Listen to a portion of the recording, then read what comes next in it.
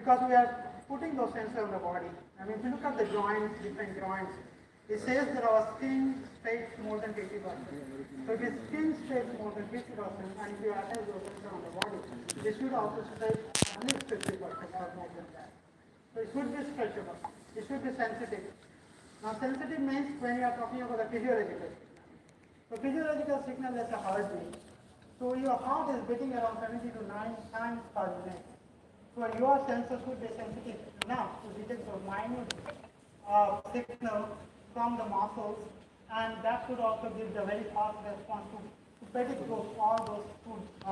measure all those your 70 number of the beats. It should be body comfortable, definitely. If you are wearing all the time, I'm talking about the 24/7 monitoring of your health. So it should be body comfortable, and it should be durable. So when you are stretching and relaxing, it should be durable. So if you can fulfill all these 5 criteria, and just trust me, you can develop the wearable sensor. And don't worry whether you are from this area or not, I will make sure you enjoy this exercise. So where the inspiration comes? So inspiration comes from the nature.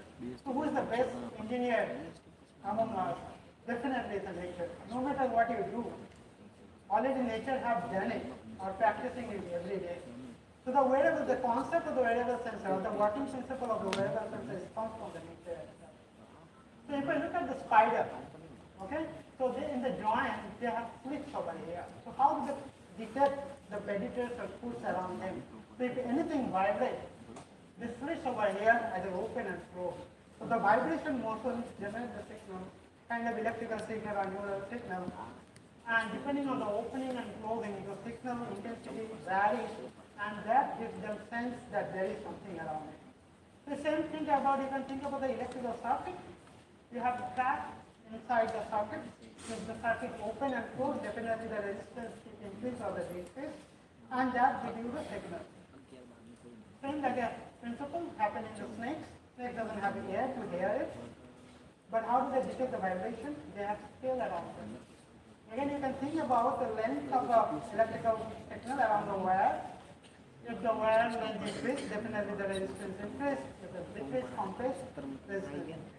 So that's what the very basic principle have been used for the development of wearable and flexible sensor. So definitely, there's a lot of science and engineering are there to have achieved those objectives. Depending on the again application, we need to use multiple different type of particles, materials, and we have to optimize all those particles and materials to achieve those objectives. So here I will be only talking about the one particle for this time limit, which is graphene or reduced graphene oxide. So we have been synthesizing the graphene oxide or reduced graphene oxide by electrochemical exfoliation. So we generally exfoliate with the electrolysis process, and then we further split it, and then we purify it, dry it, and each of every stage needs some process parameter optimization to have the desired safe size of those particles. Or else their performance will not be as good as we want. So if I give you the brief idea, what are those parameters? Definitely we are evaluating the numbers of flakes there, whether it's a flaky or not. That will give you the example of the snakes. The slides, text are moving around. It should be flaky. Okay, so we have synthesized graphene around 3 to 10 numbers of the layers, and it shows that it's very flaky. So definitely the space they will move around, and that will generate the electrical signal. Let's not to discuss much about that. I believe that most of you know about it. And another, the most important part for the wearable sensor or stretchable wearable sensor is that architecture of the sensor. So if you look at the conventional sensor, there's a MEMS technology already are there. They are very established technology. So you can easily develop those sensors. But when you are talking about the flexible stretchable sensor, there's nothing that, there's no established method that you can use and develop your sensor. So that's when we are developing our own methods to fabricate, design those sensors. If I briefly talk about it, it's selective masking and coating method. So after following all those steps, we develop our sensor, which is stretchable, as well as it has electrode at the two ends. So what is that we can make by the sensor, of those sensors, which the method I have talked in the previous slide. So by selecting, masking and painting, you can actually paint any kind of design in 2D plane. It can be any of those things. So the method we are working, developing, or using that method, we have painted all those different designs. Even if you want electronic tattoo on your skin, you can make those electronic tattoo on your skin also. You can paint directly on your hand or in your body. Also, you can paint on the plant. So you need to have wearable plant sensor. Definitely, you can do that. Okay, so regarding the patterning part, we can view. Second thing is that what happened after those patterns. So if you zoom in of those part of the sensor, it has lots of those plates RGO, reduced dropping oxide or the dropping plates are there. So when you stretch it, when you bend it, those plates internally flip from one to another. Or if there's some, it creates intentionally, it creates some cracks on those sensors. Depending on the stretching, you will either open or close it. So that will be done by those nanoflex, but that is not enough. Because if you just put the RGO or the graphing on the pattern, definitely they will fall off.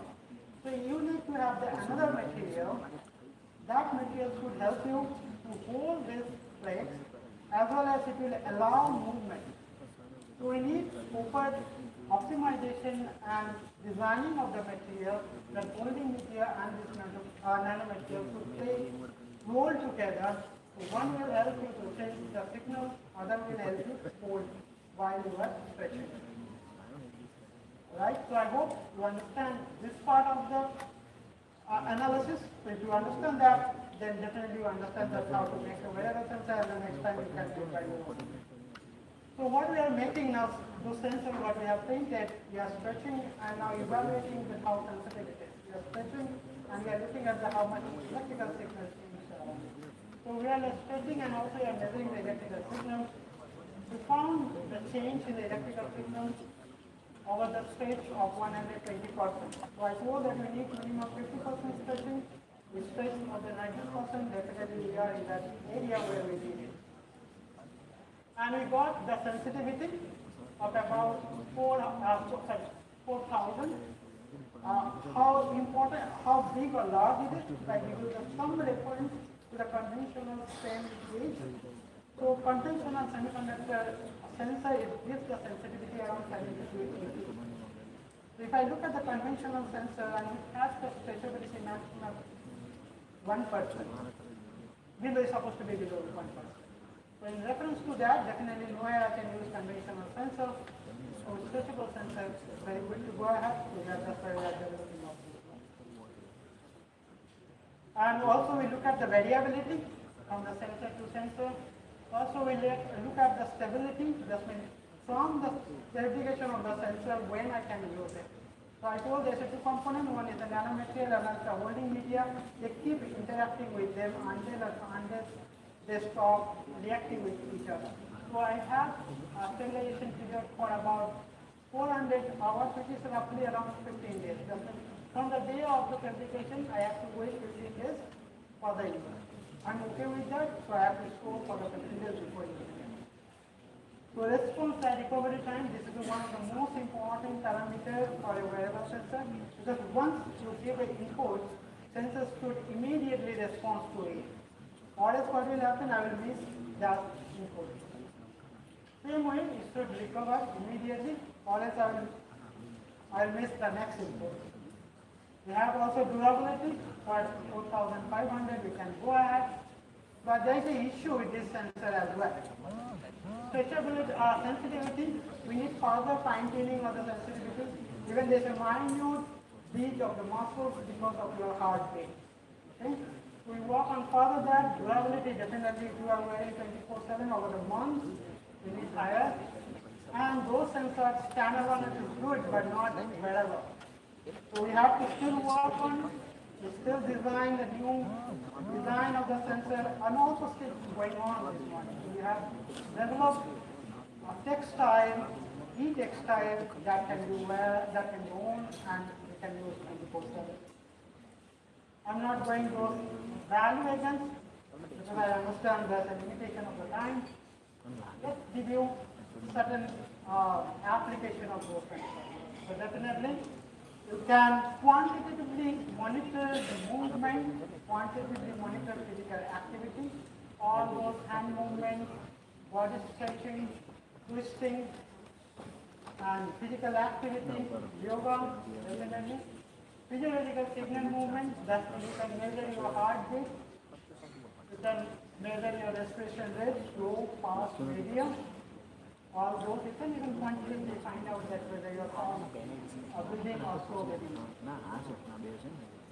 You can use for the heartbeat, or also it can be used as a waterproof sensor.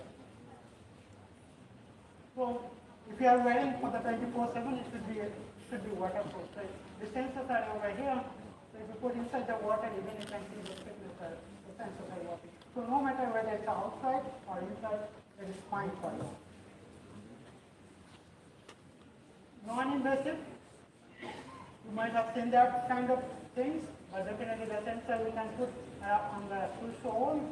We need to do some programming because there is no some noise. We need to cancel the noise, and then after doing the programming, and also the laptop multimeter we cannot use for the wearable. We need to use microcontroller. So if you integrate microcontroller, and then if you integrate with the IoT or Bluetooth, then you can read those signals as well. So the sensors are inside the switch, and this wirelessly we can use. This is the one also, this like e-belt we are talking about. So the sensor is over here, all the microcontroller is over here, and it is connected, integrated. And I just like to show you the last video. So the sensors were over there. This microcontroller inside his pocket, it is connected wirelessly to the Bluetooth connection. So you can see that if you're wearing it, you can monitor the movements of the legs. What's the application of this one? We are looking for, let's say, heart stroke patients or Parkinson's disease person who need therapy, who need training. Well, if I'm wearing this kind of a sensor in the two legs, definitely I can look at the balance, I can look at the progress of the patient. So there's a multiple application, limitless application. Definitely many things are in the kitchen here. We are looking those things, not presenting over here. But if you are interested for all those things, you can interact with our student in the poster, or you can visit also the lab in 205 block 5. Okay. So with that, I just like to conclude that what we have made, and still a long way to go ahead. I'd like to thank to the students who have been working continuously for development of all the sensor and the funding organization. If you have any questions, I will be very happy to address them. Thank you.